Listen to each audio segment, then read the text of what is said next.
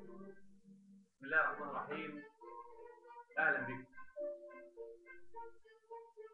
هنتكلم النهارده عن الحب تحت عنوان 5.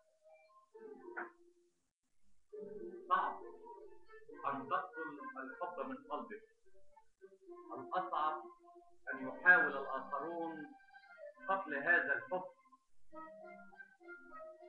صعب ان تضحي من اجل الحب. الاصعب ان لا تجد من تضحي لاجله.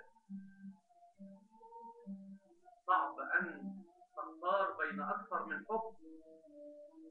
الاصعب ان لا تجد من يستحق الاختيار. صعب محاولة ارضاء الحبيب. الاصعب ان لا يكون من النوع الذي لا يرضى بسهولة.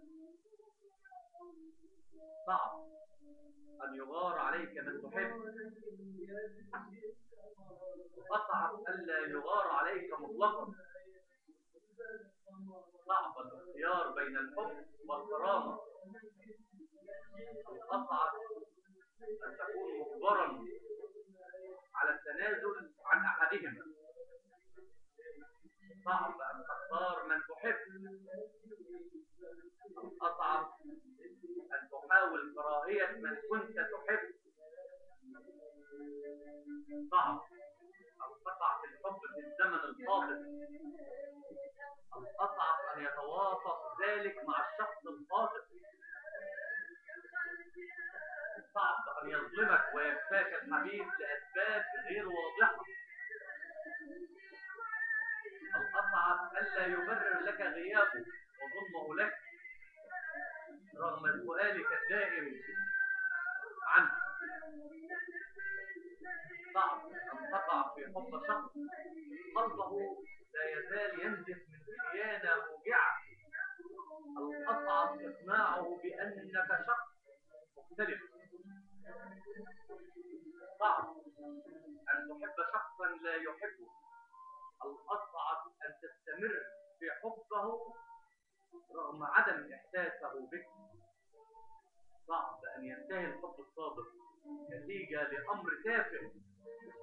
الاصعب ان يستمر الفراق لان كل طرف ينتظر اشاره الرجوع من الطرف الاخر. صعب الوداع في الحب. الاصعب ان ينتهي الحب دون كلمه وداع. صعب الفراق في الحب. الاصعب ان يظل طرف واحد فقط اسير لذلك الحب والحبيب. اشكركم والسلام عليكم ورحمه الله تعالى وبركاته. شاهد مرة